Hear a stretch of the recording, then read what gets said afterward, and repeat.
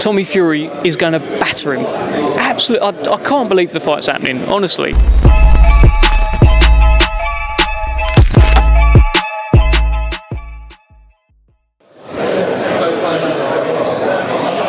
This is Jonathan Agnew, 5th Pro Boxing Fans, joined by Queensberry's Dev Sahni. Dev, Nick Bull is someone who you've been a big fan of for a number of years, and now he's in a big fight again against Isaac Dogboe, former world champion at the weight below, and he just challenged for world title. So this is November 18th. What do you think of the fight? Let's be honest, Jonathan. This fight is too good to be true, isn't it? It's one of them you just think, no, there's no way that Nick Bull will suddenly fight Isaac Dogboe. There's no way. They're both going to do different things. Well, it's happening. It's true. I can't believe it. I can't wait for this fight. It's the step up that Nick Bull has been crying out for. And Isaac Dogboe, it's not like Isaac Dogboe is some fella who's at the end of his career and he's rocking up for a payday. This is the final eliminator for the world title, the WBC world title. Isaac Dogboe has already been a world champion at super bantamweight. He's challenged for a world title at featherweight. He came up short. He wants to become a world champion again. That's why he's fighting Nick Bull. So they got to move each other out the way. You've got two mini Mike Tysons trying to take each other's heads off. I can't wait. On the undercard, you've got your new... I was just going through it in my head. Like, what on earth is going to happen when that first bell rings? Because I don't know who's going to be on the front foot and the back foot. They'll both just be on the front foot, charging towards each other. What a fight! It's a great fight. Now, on the undercard, you've got Hannah Rankin, recent signing. I said to her, does she think that, being with Queensberry, she gets perhaps a bit more publicity given the fact you've only got a few female fighters? Do you think that's part of the reason she may have signed? Absolutely. She's already a 2-time world champion. It's time to become a 3-time world champion. She gets the opportunity to do so on this show, on TNT Sports, on a brilliant card, in a brilliant arena, on a brilliant platform. She's in the right place. And with Frank's back in, she joins Raven Chapman and Christine O'Hara as well as Queens of Queensberry. And we're in a good place with it. I'm looking forward to working with Hannah Rankin. And another person, Denzel Bentley, is on the card defending his British middleweight title in a fight that I think people were surprised to see when it got rumoured or announced, but it's a good fight. And how do you see that one playing out? It's a domestic tear-up, right? It's an absolute banger. Nathan Heaney gets his chance to realise a dream. But the dream is up, the guy standing in the way of his dream is a guy who is a proven kind of world-level middleweight.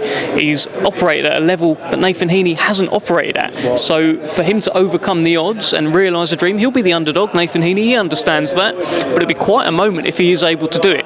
Denzel Bentley is a cool guy. He's a man who knows who he is right now. He's a man who knows that he pushed Janibek, and if he just had a bit more belief, a bit more experience in that fight, maybe he'd have won. Maybe we'd be talking to a world champion right now. But I think he carries himself now, currently, as an uncrowned world champion. He believes he's above this level. He believes Nathan Heaney is a fight for him, that he's just going to get out of the way and he'll move on. That's my kind of read on it. It's one that I can't wait for, but there's a favourite and an underdog. I can't wait to see what happens. And a guy you're going to be working again with, I know there's a press conference tomorrow for Hamza Shiraz and Liam Williams. Looking forward to that fight? What a fight. Honestly, this whole thing is like, what has Liam Williams got left? That is the question, right? Because when he was with Queensberry, when he was worked his way to WBO mandatory for Demetrius Andrade, he was tearing through everyone. He was bashing them all up. He was hurting them, knocking them out in dramatic fashion. He was quite an animal. And is that animal still there? You could look at the first half of the Eubank fight where it looked like, maybe that's it for Liam Williams. But he did come on quite strong in the second half of the fight. He probably won quite a few of the rounds there. And then his last fight, he had a run out, got the guy out of there. I don't know. It's all about timing, isn't it? If you're in the Shiraz camp, is it the right time? Is it the wrong time? Would Shiraz have beaten Williams at his best? I don't know. But what you got to say about Hamza Shiraz right now is he's 18-0 with 14 knockouts. He's knocked out 12 in a row. And he's looking an absolute beast right now. We're going to learn a lot about him in this fight. Moving on, Dev, Joshua Wilder, what is going on? Why aren't we seeing that fight? I don't know. Why are you asking me? I don't know. As a fan, how do you see it, and why do you think this fight isn't getting announced?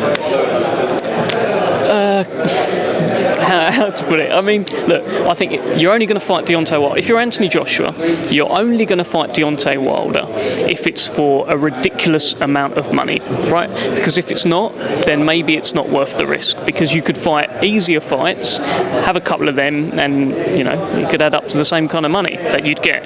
I think they thought that they were going to get obscene money in Saudi Arabia for the fight. That money now appears to not be there. Now the options are maybe half the money, I don't know, maybe a third of the money, maybe a quarter of the money. Is it not worth the risk anymore? Maybe not. I think it just comes down to that, really. I'm sure if you asked Anthony Joshua, do you want to fight Wilder? He'll say yeah, and I'll knock him out. I think he's actually he used to say things like that. But the money men around him they'll be making better decisions for his career. Just moving on, Tyson Fury, Oleksandr Usyk is signed, providing he beats Ngannou October 28th. George Groves believes that Usyk's just the better boxer all round, and he gives him the edge against Tyson Fury. What do you make of people saying that maybe he is the better boxer and he will box his way to a decision? Great, great. I want as many people as possible to talk up Oleksandr Usyk's chances in this fight. I want people to wax lyrical about Usyk and say, he's a genius and he'll be too nimble, too clever for Tyson Fury. Great, because then, should Tyson Fury win, he'll get a lot of credit for the win. Personally, I think Tyson Fury is going to be too big for Oleksandr Usyk. I don't think Usyk can do anything really that Tyson can't, and that's how I see it happening. But more people hyping Usyk, the better, right? Keep hyping him up, and let's see how it all plays out. Two more, Dev, and then we'll finish up. KSI Tommy Fury Saturday night. How do you think it's going to go? Tommy Fury is going to batter him. Absolutely, I can't believe the fight's happening. Honestly, I can't believe it. I know KSI is seeing people pick against him as well. I saw him reacting to a tweet from Boxing Kingdom the other day and telling him to F off and stuff like that. Quite amusing. I just see Tommy Fury just destroying him. Just absolutely destroying him. Tommy Fury is, as much as you could say, he's sort of messing about in this scene right now. He is a proper boxer. He's messing about in this scene. He's earning his money because he can essentially get big money for easy fights. For Tommy Fury, KSI is an easy fight. He'll have harder spars every day than what he'll get in this fight. I think the press is about to start, Dev. You've got to get to work. So I'll let you go and appreciate your time. Let's do it.